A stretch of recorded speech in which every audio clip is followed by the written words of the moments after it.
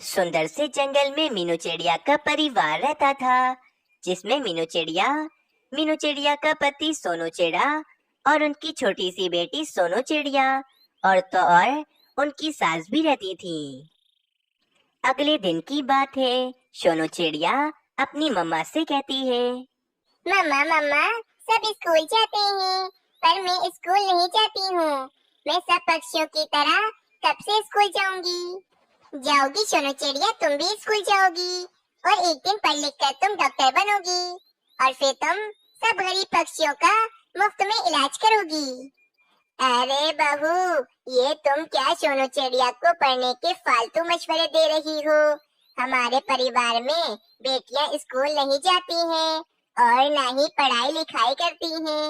वैसे भी बड़े होकर इन्हें हांडी चूल्हा ही तो करना है, तो पढ़ने का क्या फायदा?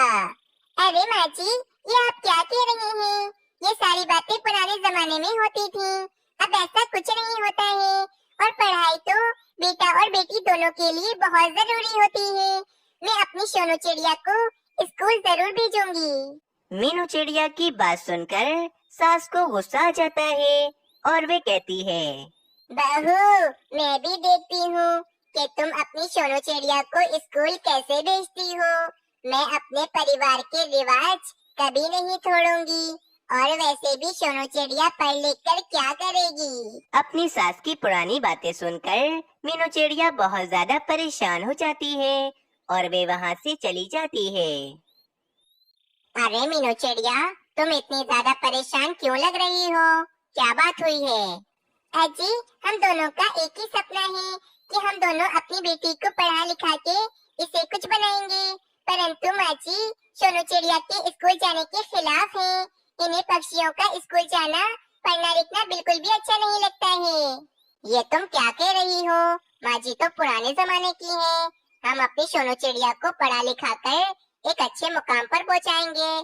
तुम बिल्कुल भी फिक्र मत करो, माँ से मैं बात करूँगा। तुम देखना, वे मेरी बात जरूर मान जाएंगी। उम्मीद तो यही है कि माँ जी मान जाएं, परंतु माँ जी अपने इरादों की बहुत पक्की हैं। अरे, मैंने कहा ना मीनू चिड़िया कि मैं उनसे बात करके उन्हें मना लूंगा। रात हो जाती है। सोनू चिड़ा अपने खेत से काम करके अपने घर में वापस आ जाता है। माँ जी, ये क्या आप पुराने जमाने की सोच रखती हैं? सब पक्षियों के बच्चे स्कूल पढ़ने के लिए जाते हैं, तो फिर मेरी बेटी स्कूल क्यों नहीं जा सकती है? बेटा, अब तुम भी अपनी पत्नी की ही जबान बोल रहे हो। ना जाने इसने तुम्हें क्या क्या झूठे ख्वाब दिखाए हैं। अरे, तुम अपनी बेटी को पढ़ा लिखा कर सिर्फ अपने पैसे जाया करोगे। कुछ भी फायदा नहीं होने वाला इससे। बस माँ जी, मैंने सोच लिया है कि मैं अपनी बेटी को पढ़ा लिखा कर अपना सपना पूरा करूँगा। अब भले उसमें मेरा फायदा हो या फिर नुकसान। अगले दिन मीनू चिड़िया अपनी बेटी को लेकर स्कूल में एडमिशन करवाने के लिए ले जाती है। मीनू चिड़िया, तुम्हारी बेटी तो बहुत ही ज्यादा अक्लमंद है। मैंने इससे जो जो सवाल पूछे, इसने उन सवालों का बिल्कुल ठीक जवाब दिया है। देखना, तुम्हारी बेटी एक दिन तुम्हारा नाम जरूर रोशन करेगी। मीनू चिड़िया ये बात सुनकर बहुत ज्यादा ही खुश हो जाती है। फिर मीनू चिड़िया सोनू चिड़िया का एडमिशन करवाकर अपने पति सोनू चिड़े के खेत में चली जाती है। अजी, आपको पता है कि हमारी बेटी पढ़ने में बहुत ही ज्यादा अच्छी है। मास्टर जी ने जितने भी सवाल पूछे, हमारी बेटी ने उन सवालों के बिल्कुल ठीक जवाब दिए और उसका एडमिशन भी हो गया है अब। वहीं दूसरी तरफ सास को बहुत ज्यादा ही गुस्सा आ रहा होता है, क्योंकि सोनू चिड़िया का एडमिशन स्कूल में जो हो गया था। अगर सोनू चिड़िया स्कूल जाने लगी तो मेरे परिवार के बरसों से बनाए हुए रिवाज टूट जाएंगे। मुझे कुछ ना कुछ तो करना ही होगा जिससे सोनू चिड़िया स्कूल ना जा पाए। रात हो जाती है। मीनू चिड़िया के सास छुपके से अपने बेटे के खेत में आती हैं और फिर सास उस खेत की फसल को काटने लगती हैं। देखते ही देखते सास उस खेत की आधी गंदम की फसल काट डालती है।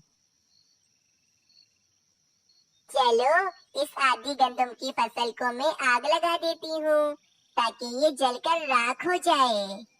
फिर वे सास उस आधी गंदम की फसल में आग लगा देती है, जिससे वे फसल जलने लगती है।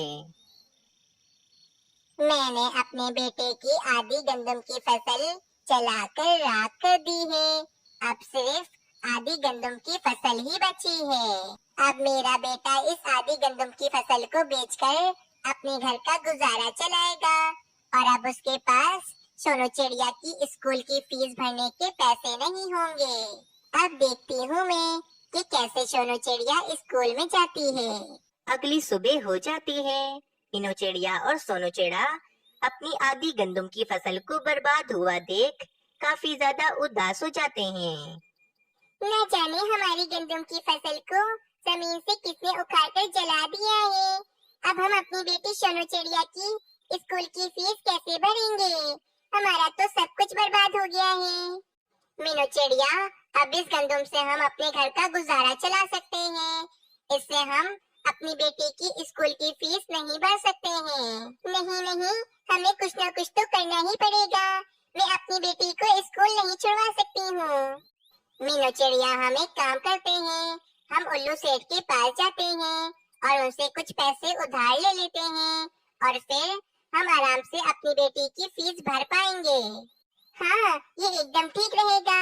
आप खेत में काम करें, मैं उल्लू सेठ के पास जाती हूँ। ये कहकर मीनू चिड़िया उल्लू सेठ के पास चली जाती है। बस फिर ऐसे ही कुछ साल बीत जाते हैं। अब मीनू चिड़िया की सास काफी ज्यादा बूढ़ी हो चुकी थी और वे काफी ज्यादा बीमार भी रहती थी।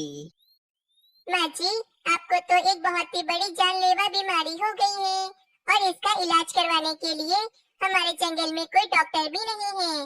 पर माँ जी, आप बिल्कुल भी चिंता मत करें। अगर आपका इलाज करवाने के लिए मुझे आपको दूसरे जंगल भी ले जाना पड़ा तो मैं आपको लेकर जाऊंगा। बेटा, मुझे बहुत ही बुरी बीमारी लग गई है। मुझे तो लगता है अब मैं इसी बीमारी में मर जाऊंगी। नहीं माँ जी, ऐसा तो ना कहें, कुछ नहीं होगा आपको। मीनू चिड़िया और सोनू चिड़े की बेटी दूसरे जंगल पढ़ने के लिए गई हुई थी। बस उन्हें अपनी बेटी के आने का इंतजार ही रहता था। ना जाने कब आएगी हमारी सोनू चिड़िया पढ़ लिख कर।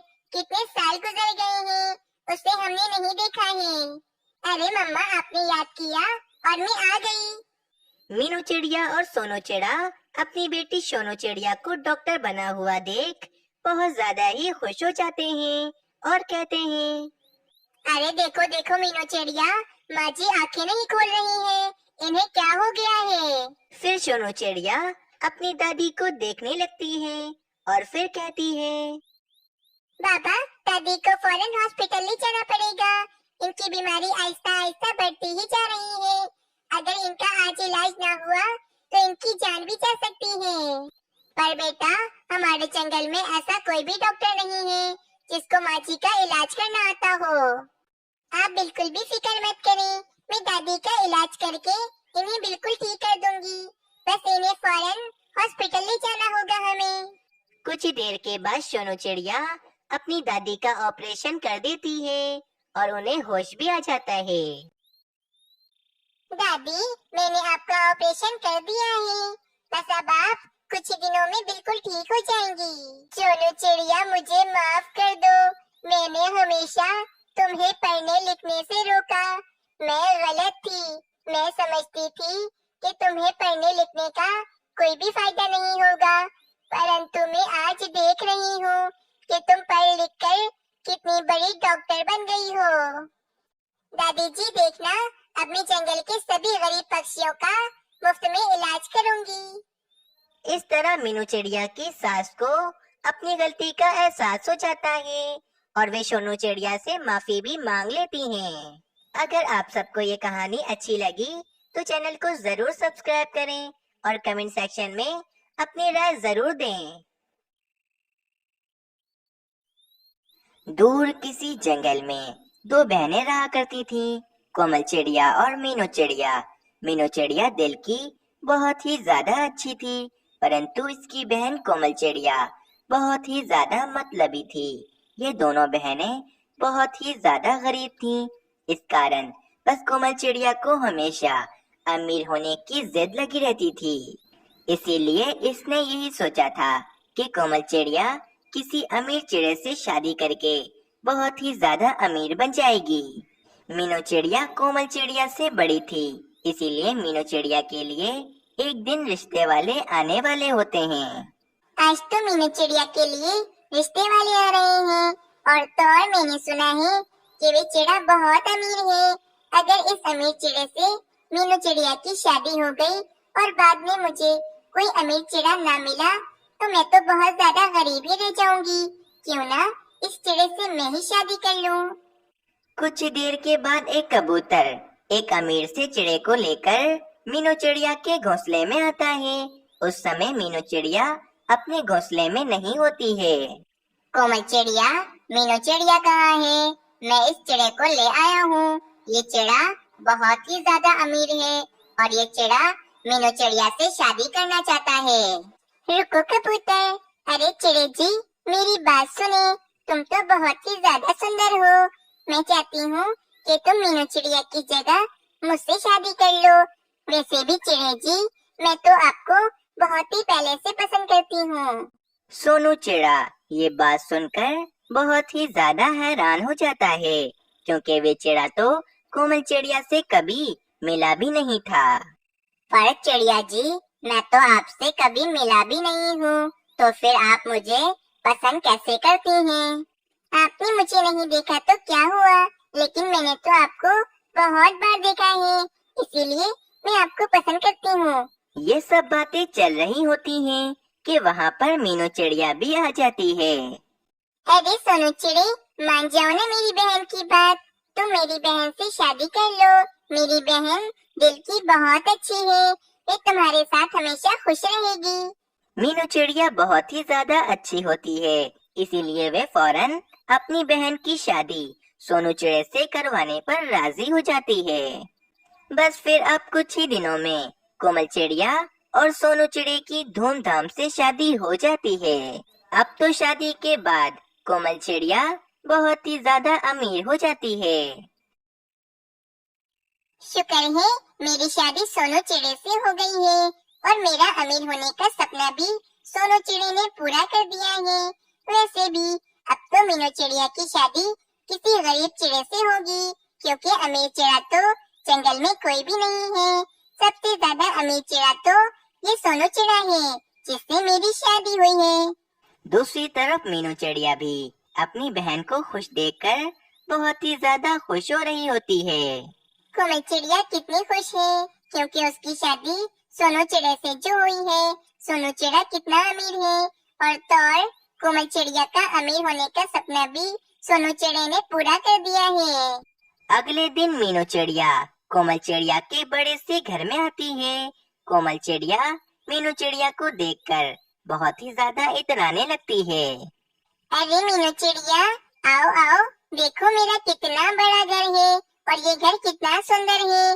तुमने तो कभी इतना बड़ा घर देखा ही नहीं होगा।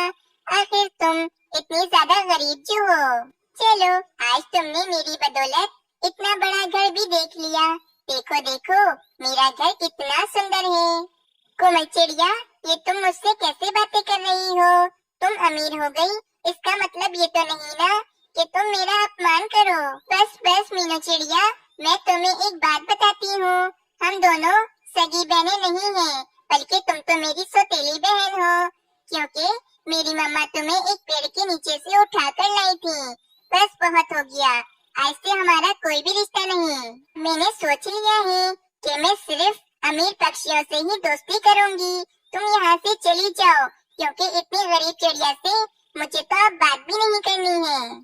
मीनू चिड़िया कोमल चिड़िया की बातें सुनकर बहुत ज्यादा उदास हो जाती है और वहाँ से चली जाती है। मेरी बहन मुझसे इतनी ज्यादा नफरत करती है, मुझे नहीं पता था। कोमल चिड़िया ने आज मेरा कितना अपमान किया है। मेरा दिल तोड़ा है इसने। मैं इसे कभी माफ नहीं करूंगी। इसके पास चंद दौलत के आ गई, ये अपनी बहन को ही भूल गई। एक दिन मीनू चिड़िया भोजन जमा करने के लिए जा रही होती है कि मीनू चिड़िया को एक पेड़ पर एक पोस्टर लगा हुआ दिखता है। मीनू चिड़िया उसके पास आती है। चिड़े महाराज की राजकुमारी कहीं खो गई है। जो कोई भी चिड़े महाराज की राजकुमारी को ढूंढ कर लाएगा, इसे बहुत बड़ा इनाम दिया जाएगा। अरे वाह, अगर मैंने राजकुमारी को ढूंढ लिया तो मैं अमीर हो सकती हूँ और मेरी वजह से महाराज अपनी राजकुमारी से भी मिल लेंगे। फिर मीनू चिड़िया राजकुमारी की तस्वीर देखने के लिए चिड़े महाराज के पास चली जाती है। चिड़े महाराज, आप मुझे अपनी राजकुमारी की तस्वीर दिखा दें ताकि मैं इसे आसानी से ढूंढ सकूं। चिड़े महाराज के कुछ कहने से पहले ही इनकी नजर मीनू चिड़िया के हार पर पड़ती है। महाराज मीनू चिड़िया से कहते हैं, मीनू चिड़िया, ये तुम्हारे पास हार कहाँ से आया? चिड़े महाराज, ये हार तो बचपन से ही मेरे साथ है। मैं बचपन में अपने माँ बाबा से बिछड़ गई थी। बस इतना याद है कि ये हार मेरी माँ बाबा ने मुझे पहनाया था। मीनू चिड़िया की ये बात सुनकर चिड़े महाराज बहुत ज्यादा ही खुश हो जाते हैं। अरे मीनू चिड़िया, ये हार हमने बचपन में अपनी राजकुमारी को पहनाया था। मतलब तुम ही हमारी खोई हुई राजकुमारी हो मीनू चिड़िया। क्या आप ही मेरे बाबा हैं? मैं बहुत ज्यादा खुश हूँ कि आज मुझे मेरा परिवार मिल गया है। और अब मीनू चिड़िया पूरे जंगल की राजकुमारी बन जाती है और ये बात पूरे जंगल में हवा की तरह फैल जाती है। कोमल चिड़िया ये बात सुनकर बहुत ही ज्यादा जलती है और कहती है, ऐसा कैसे हो सकता है? मीनू चिड़िया इस जंगल की रानी कैसे बन सकती है? अब तो मीनू चिड़िया मुझसे बहुत ज्यादा अमीर हो गई है और मैं तो मीनू चिड़िया से बहुत ज्यादा गरीब हो गई हूँ। मुझे कुछ भी करके मीनू चिड़िया से तो ज्यादा अमीर होना ही पड़ेगा। और फिर कोमल चिड़िया अमीर होने के लिए जंगल में यहाँ वहाँ किसी अमीर चिड़े की तलाश कर रही होती है, जिससे वे शादी करके मीनू चिड़िया से भी ज्यादा अमीर हो जाए। चील बहन, आप मुझे छोड़ दें, मुझे मारकर मत खाएं। मैं अपनी जगह आपको एक सुंदर सी चिड़िया लाकर दूंगा। आप उस चिड़िया का खूब मजे से मांस खाना। ऐसी बात है, वैसे भी कौवे का मांस तो बहुत ही बदस्वाद होता है और चिड़िया का मांस बहुत ज्यादा स्वादिष्ट होता है। जाओ कौवे, जाके मुझे किसी भी सुंदर सी चिड़िया का मांस ला के दो। अगर तुम भाग गए तो तुम याद रखना, मैं तुम्हें कहीं से भी ढूंढ लूंगी और फिर मैं तुम्हें नहीं छोड़ूंगी। नहीं नहीं चील बहन, मैं कहाँ भागूंगा, बस आप मुझे कुछ समय दीजिए। ये कहकर वे कौवा किसी चिड़िया की तलाश में चला जाता है। ये ताज तो दिखने में बहुत ही ज्यादा सुंदर लग रहा है। चलो इसको पहन लेता हूँ। इसको पहनने के बाद मैं थोड़ा हैंडसम लगूंगा। यह कहकर वे कौवा वे ताज पहन लेता है। ये ताज पहनने के बाद तो मैं बहुत ही ज्यादा सुंदर लग रहा हूँ। अब मैं ये ताज हमेशा पहना रहूंगा। अरे मैं तो भूल ही गया, मुझे एक चिड़िया भी ढूंढनी है जो मुझे चील बहन को ले जाकर देनी है, वरना चील बहन तो मुझे ही खा जाएंगी। वहीं से वे कोमल चिड़िया भी किसी अमीर चिड़े की तलाश में जा रही होती है कि वे उस ताज पहने कौवे को देखती है। कोमल चिड़िया फौरन उस कौवे के पास जाती है। कौवे महाराज, आप कौन से जंगल के महाराज हैं? क्योंकि इस जंगल के महाराज तो एक चिड़े महाराज हैं। ये चिड़िया मुझे महाराज क्यों कह रही है?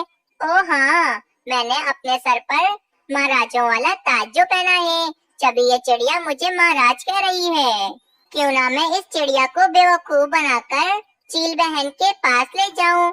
हाँ, मैं ऐसा ही करता हूँ। हाँ चिड़िया, मैं एक दूसरे जंगल का महाराज हूँ। मैं तो यहाँ पर चिड़े महाराज से मिलने के लिए आया था। कौवे महाराज, आप तो बहुत ही ज्यादा सुंदर हैं।